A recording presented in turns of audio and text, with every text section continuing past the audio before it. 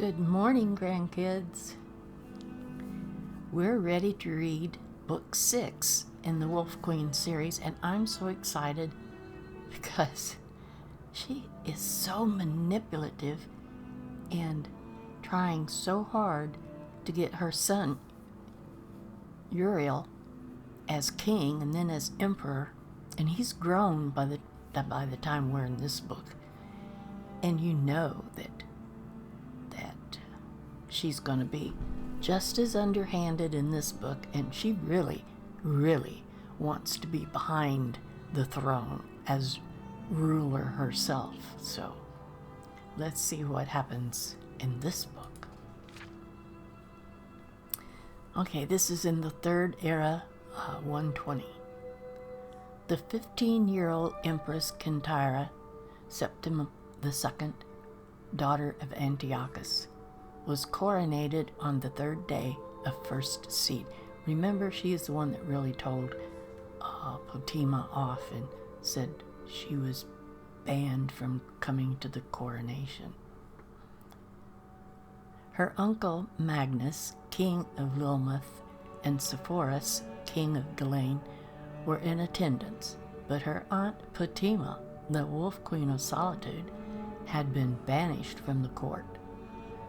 Once back in her kingdom, Queen Potema began assembling the rebellion, which was to be known as the War of the Red Diamond. All the allies she had made over the years of disgruntled kings and nobles joined forces with her against the new empress. The first early strikes against the empire were entirely successful. Throughout Skyrim and northern High Rock, the imperial army found themselves under attack. Potema and her forces washed over Tamriel like a plague, inciting riots and insurrections everywhere they touched. In the autumn of the year, the loyal Duke of Glenpoint on the coast of High Rock sent an urgent request for reinforcements from the imperial army, and Kintyra, to inspire the resistance to the Wolf Queen, led the army herself. Wow.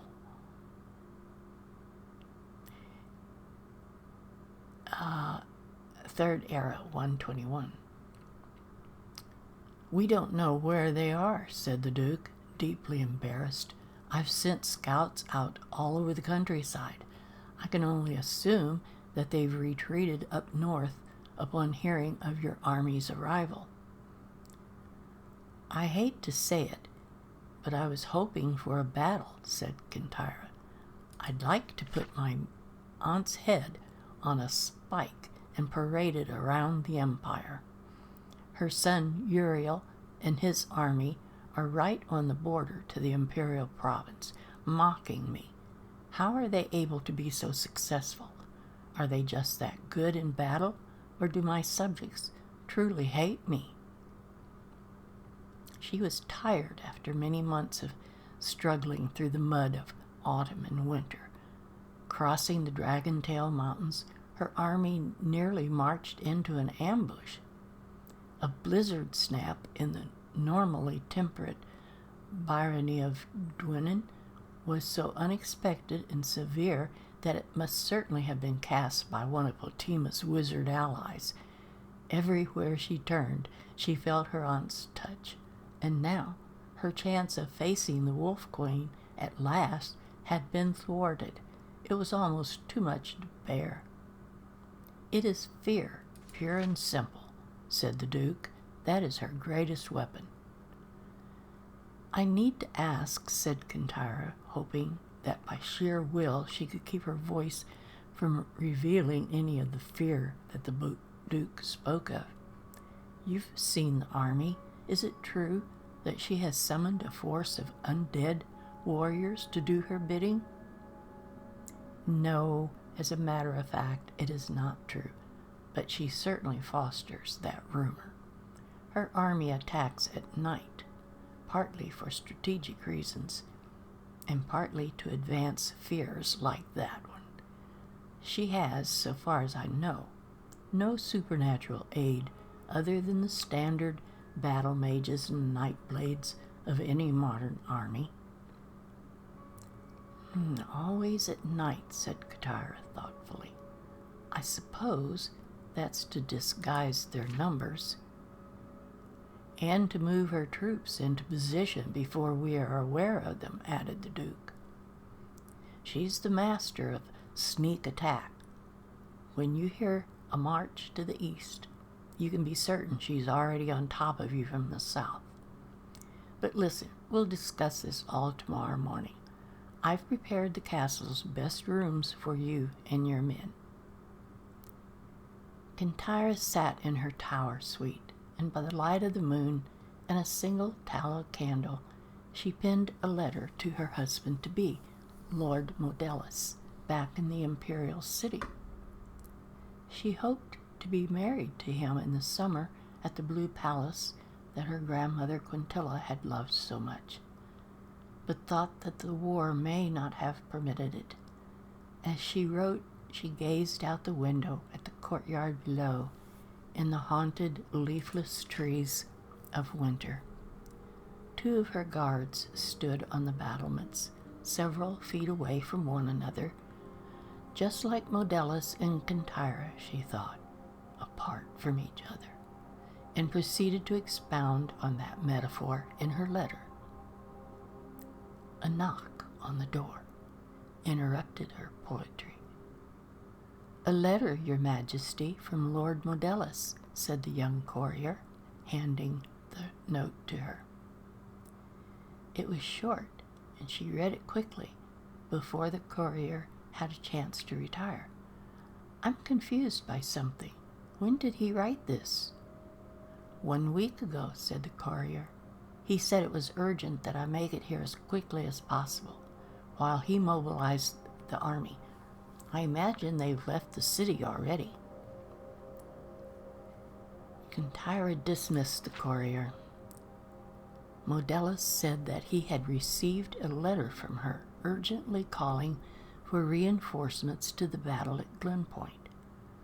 But there was no battle at Glenpoint, and she had only just arrived today. Then who wrote the letter in her handwriting? And who would they want Modellus, and why would they want Modellus to bring a second army out of the imperial city into High Rock? Feeling a chill from the night air at the window, Kintyra went to shut the latch. The 2 guards on the battlements were gone. She leaned over at the sound of a muffled struggle behind one of the barren trees and did not hear the door open. Oh my God. When she turned, she saw Queen Potima and Menton, Duke of Glenpoint, in the room with a host of guards. Oh my God. "You move quietly, Aunt," she said after a moment's pause. She turned to the Duke. "And what turned you against your loyalty to the Empire? Fear?" "And gold," said the Duke simply. "What happened to my army?" asked Kintyra, trying to look Potima steadily in the face. "Is the battle over so soon?" "All your men are dead," smiled Potima. "But there was no battle here. Merely quiet and efficient assassination. There will be battles ahead, against Modellus in the Dragontail Mountains and against the remnants of the Imperial Army in the city. I'll send you regular updates on the progress of the war." Oh my God, she wrote the letter to Modellus. "So I am to be kept here as your hostage?" asked Kintyra flatly, suddenly aware of the solidity of the stones and the great height of her tower room. "Damn you, look at me. I am your empress. Think of it this way. I am taking you from being a fifth-rate ruler to a first-rate martyr, said Fatima with a wink. But I understand if you don't want to thank me for that. What a witch she is. Oh my God. This is the end of that book already. This was number 6. We only have 2 more, 7 and 8. And I can't hardly wait until next Friday to read the next one. I didn't know that this Wolf Queen series was this exciting, or I would have read it a long time ago. So thank all of you that suggested that I read this series, because I'm really enjoying it. I hope you all are too. So that's the end for today. I'll see you all next Friday. Bye-bye, grandkids.